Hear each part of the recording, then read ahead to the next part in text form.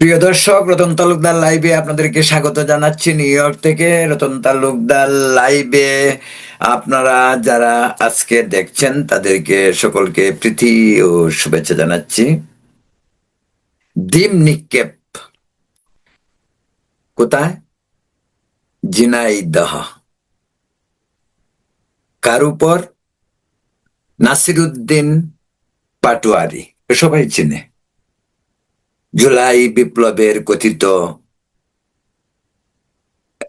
কয়েকজনের, যে কয়েকজন প্লাবান জুলাই বিপ্লবের নেতা, বিপ্লবের পর থেকেই আমরা দেখছি, এখন পর্যন্ত দেখছি, কিন্তু ওদের পিছনে যে হাজার হাজার ছাত্র জনতা ছিল, তারা কিন্তু কেউ আর এখন তাদের সাথে নেই।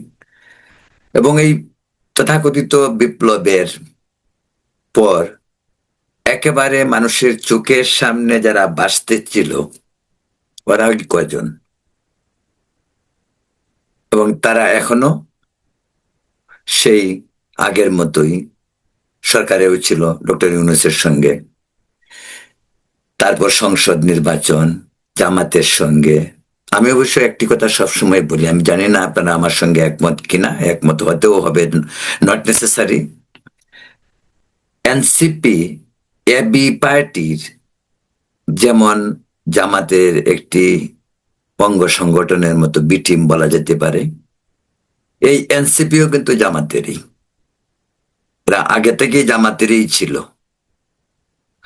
ঢাকা বিশ্ববিদ্যালয়ের ছাত্রদের মাঝে যে পরিকল্পিত আন্দোলন হয়েছিল জুলাই, সেই আন্দোলনের নেতৃত্বে ছিল শিবির এবং এই সমস্ত নেতারা, যারা নাকি গুপ্ত ছিল আওয়ামী লীগের ভিতরে। আসলে ওরা বিলং করে জামাতকে, ছাত্র শিবিরকে। ঘটনাক্রমে সেই কাহিনী অনেকভাবেই ছড়িয়েছে। ওরা বলতে চায় না, গুপ্ত থাকতে ভালোবাসে ওরা। কিন্তু আমার কিন্তু একটি ভয়, গুপ্ত ভয়টা এই কারণেই যে আমি যা দেখি তা থেকে আমি সতর্ক হতে পারি, কিন্তু গুপ্ত যদি হয় সেটা আরো ভয়াবহ। সেটা হয়তো আমার ভিতরে থেকেই আমাকে আঘাত করবে। এবং এই গুপ্ত বাহিনী 24-এ আওয়ামী লীগ ছাত্রলীগের ভিতরে থেকেই আওয়ামী লীগের সরকার উৎখাতের সমস্ত ষড়যন্ত্রগুলি করে, এবং তারা সফল হয়েছে। পরিকল্পিত ষড়যন্ত্রমূলক যে কোনো ধরনের পরিকল্পনা সাময়িক সফল হয়, লং রানে কতটুকু হয় সেটা আপনারা বুঝতে পারেন। প্রিয় দর্শক, আমি যেটা বলছিলাম যে তারপরেও আমি বলবো, মানুষকে প্রকাশ্যে পাবলিক প্লেসে লাঞ্ছিত করা গণতন্ত্রে শোভনীয় নয়। মত প্রকাশ আপনি করবেন, মত প্রকাশের স্বাধীনতা আপনার থাকবে। আমাদের দেশে অবশ্য মত প্রকাশের স্বাধীনতা তেমন নেই। আপনার পছন্দ মতে হলে কথাটি ভালো, আপনার পছন্দ না হলেই অন্য কিছু, তখন গালিগালাজ যেটা শুরু হয়, এটাই নিয়ম। আপনি শেখ হাসিনার পক্ষে বলবেন, শেখ হাসিনার উন্নয়নের কথা বলবেন, আপনি ফ্যাসিস্ট। ভারতের সঙ্গে সুসম্পর্কের কথা বলবেন, আপনি ভারতের দালাল, রড দালাল, আপনি যেই হন। আবার আপনি শেখ হাসিনাকে স্বৈরাচার বলবেন, শেখ হাসিনাকে হত্যাকারী বলবেন, আপনি বীর শহীদ হয়ে গেলেন একদম। ভারতের যত বেশি বিরোধিতা করবেন, ততই আপনি ইনকিলাব জিন্দাবাদ হয়ে যাবেন, বিরাট নেতা। এই ধারাবাহিকতা বাংলাদেশের রাজনীতিতে গত 2 বছর যাবৎ চলছে। 24-এর পরিকল্পিত, আমি এটাকে পরিকল্পিত, ওরা বলে মেটিকুলাসলি ডিজাইন। ডিজাইন তখনই হয় বিষয়টি যখন পরিকল্পনা মাফিক হয়। তাই বলছিলাম যে ডিজাইন হোক আর যাই কিছু, অন্তত আমি একটা জিনিস বুঝি, অন্তত কোনো গণ আন্দোলন ডিজাইন করে হয় না। আন্দোলন হয় আবেগে, নীতি আদর্শকে লালন করে অধিকার প্রতিষ্ঠার জন্য আবেগ তাড়িত হয় মানুষ। মানুষ তার চাহিদাকে পূরণ করতে আবেগ তাড়িত হয়ে আন্দোলন করে। রাজনীতি এক ধরনের নেশা। আর এখন যা রাজনীতি হচ্ছে সেটা দাপট। রাজনীতি শব্দটাকে ব্যবহার করে এখন যা হচ্ছে তা হলো মস্তানি, এক ধরনের জুজ্জার মুল্লুকতার। এই যেন এখন আমাদের রাজনীতির সংস্কৃতি এবং ডক্টর ইউনূসের 18 মাসের শাসন অন্তত আমাদের এইটুকুই শিখিয়ে গেছে। তার ফলশ্রুতিতে আমরা আস্তে আস্তে এখন বুঝতেছি রাজনীতির ভয়াবহতা। নীতিহীন, আদর্শহীন,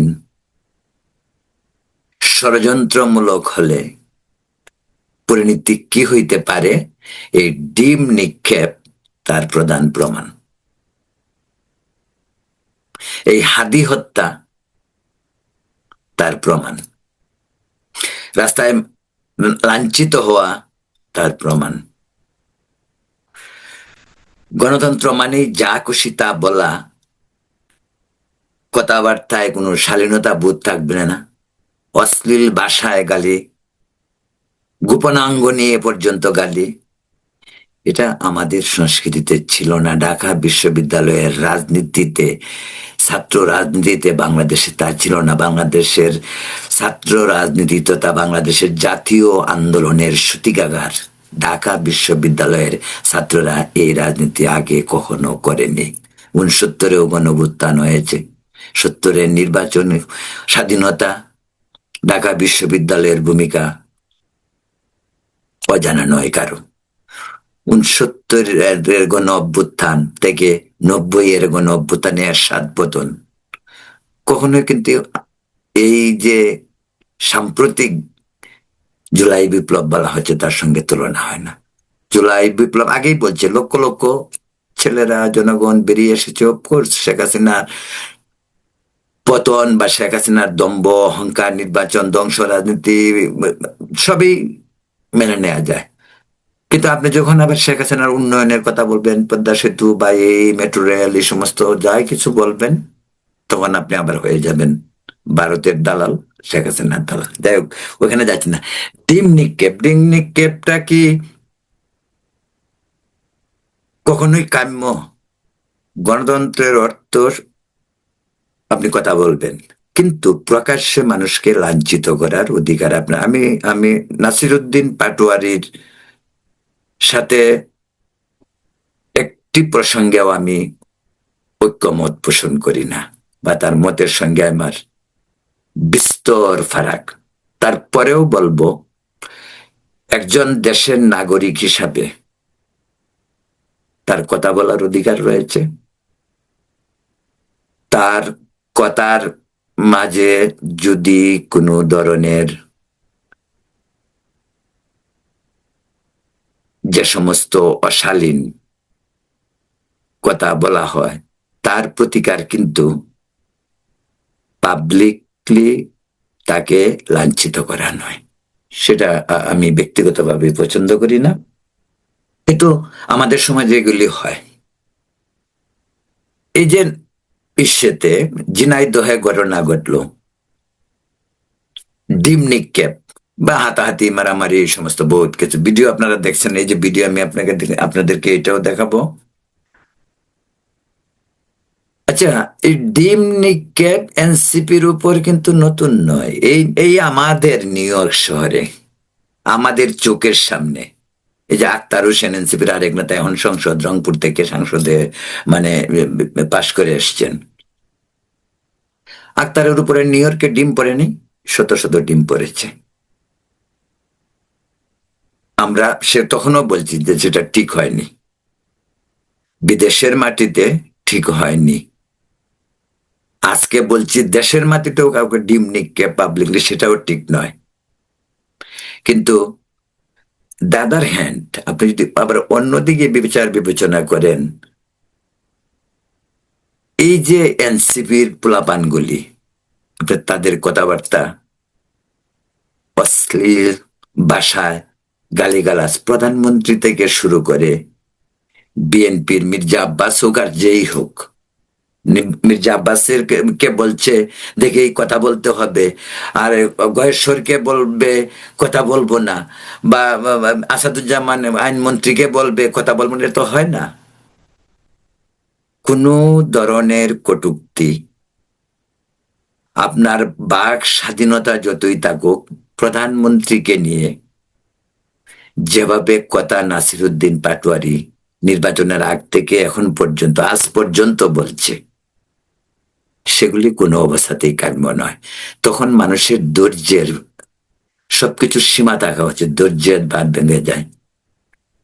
বিপ্লবের পরে এই 5-6টা ছেলে যারা এনসিপি, আজকে এনসিপির নেতা, সার্জিস বলুন, হাসনাত আবদুল্লাহ বলুন, আপনার নাহিদ ইসলাম বলুন, বা মাহফুজ আলম বলুন, পাটোয়ারি, এদের কথাবার্তা, বাংলাদেশের মানুষ তো রাজনীতি বহুত আগের থেকেই দেখছে। কিন্তু এই যে রাজনীতির সংস্কৃতি, এই একবিংশ শতাব্দী বিজ্ঞান প্রযুক্তির যুগে, ইন্টারনেটের যুগে, এই রাজনীতি আরো সিভিলাইজড ওয়েতে হওয়া উচিত। এই যে ভাষা, আপনার হাদি থেকে শুরু করে নাসিরুদ্দিন পাটোয়ারি সকলকে বলে, যদি এই যে ভাষায় কথা বলে মানুষকে কটূক্তি করে, একজনের যদি ধৈর্যের বাঁধ ভেঙে যায় তাহলে কি হবে? যা হবে তাই হয়েছে এই ডিম মারা নিয়ে। আচ্ছা, আপনাদেরকে একটা কথা বলি, নিশ্চয়ই আপনাদের অনেকেরই হয়তো বিষয়টা মনে আছে, ইরাক যুদ্ধের পর, মানে সাদ্দাম হোসেনের পরাজয়ের পর জর্জ ডাব্লিউ বুশ গিয়েছিলেন ইরাকে, আপনারা বোধহয় জানেন। সেখানে একজন একেবারে প্রথম সারিতে বসা একটি যুবক তাকে জুতা নিক্ষেপ করেছিল। জুতা নিক্ষেপের ঘটনা আরো অনেকগুলি হয়েছে। এই যে আমাদের প্রতিবেশী ভারতের পশ্চিমবঙ্গে কদিন আগে নির্বাচন হয়ে গেল, তৃণমূল কংগ্রেস মমতা ব্যানার্জির ভাইপো অভিষেক ব্যানার্জি, দুর্দান্ত প্রতাপশালী ছেলেটি, এই অভিষেক ব্যানার্জিকে একেবারে স্টেজে উঠে কবছর আগে সপাটে গালে চর, থাপ্পড়। এই সমস্ত ঘটনা ঘটে, এই সমস্ত ঘটনা কখনোই কাম্য নয়, কখনোই এই সমস্ত ঘটনায় কে উৎসাহিত করা কাম্য নয়। যে সমস্ত ঘটনা ঘটে এর বিচারও হয়। এই জর্জ ডাব্লিউ বুশকে যখন জুতা মারা হয়েছিল, এই ছেলেটি কিন্তু পরে 2 বছর জেল কেটে মুক্তি পেয়েছে। একই ঘটনা ওই যে অভিষেক ব্যানার্জির কথা বললাম, তাকে তাকে যে প্রকাশ্য স্টেজে উঠে সপাটে চর, তারপর তো এই ছেলের কিন্তু বিচার হয়েছে আইনের মাধ্যমে, সেটা 2 মাসের জেল হোক আর 2 বছরের জেল হোক, বিচার হয়েছে। তো বাংলাদেশে যেটা হচ্ছে সেটা অতি বাড়াবাড়ি যখন হবে তখন রিয়াকশন হবে। আবার এই রিয়াকশনের প্রতিকারও আছে, যারা সরকার নিয়ন্ত্রণ করছে, যারা আইন শৃঙ্খলা দেখছে, তারা সেটা করবে। কিন্তু মানুষের প্রশ্ন, এই জুলাই নেতা, এই নাসিরুদ্দিন পাটোয়ারি, তার সম্পর্কে আজকে বিএনপির নেতা এবং মন্ত্রী, পানি মন্ত্রী বোধহয় তিনি,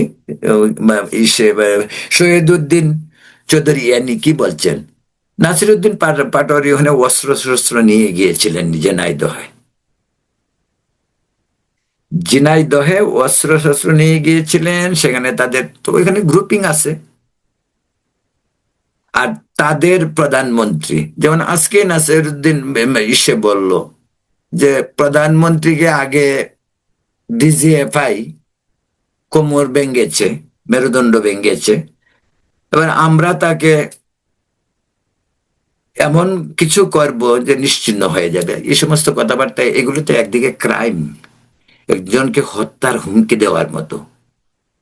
তা বাংলাদেশে যে রাজনীতির সংস্কৃতি, নেতা নেত্রীদের প্রতি কর্মীদের যে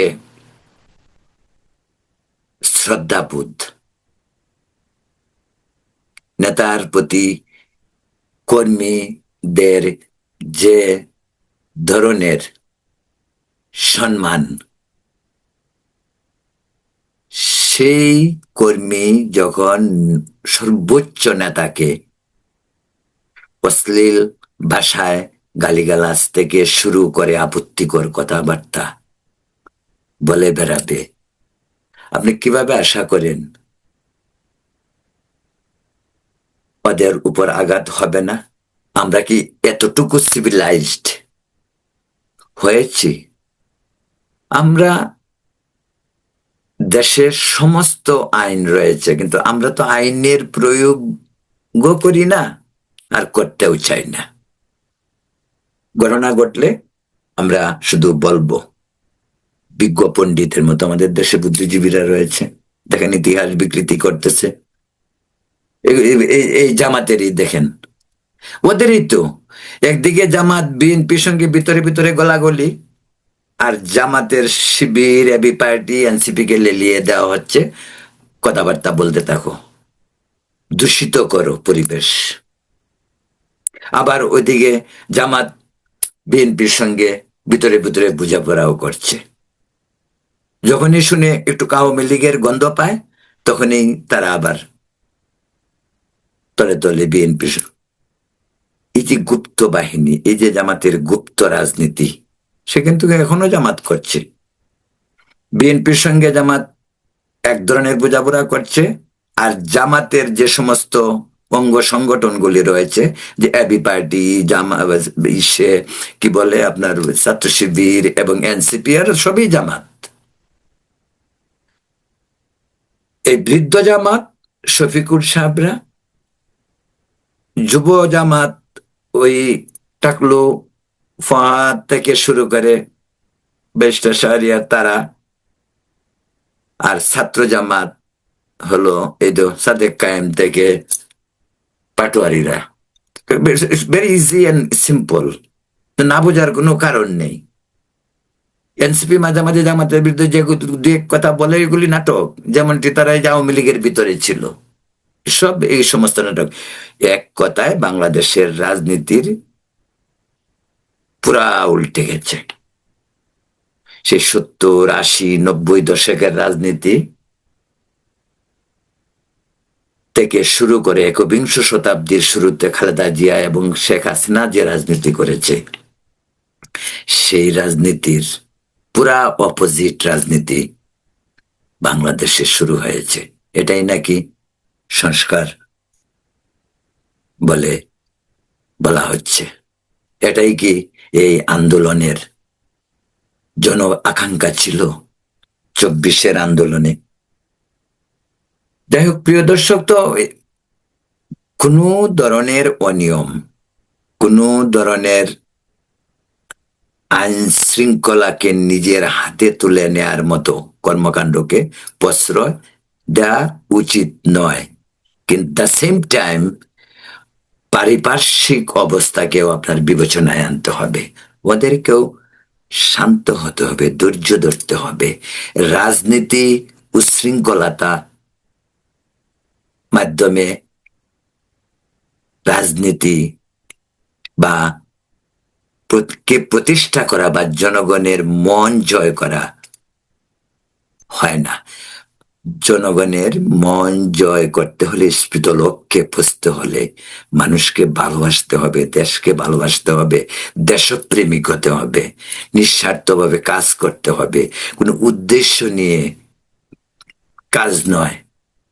উদ্দেশ্য নিয়ে কিছু করতে গেলে তা দিন শেষে মানুষ বুঝতে পারে, জানতে পারে।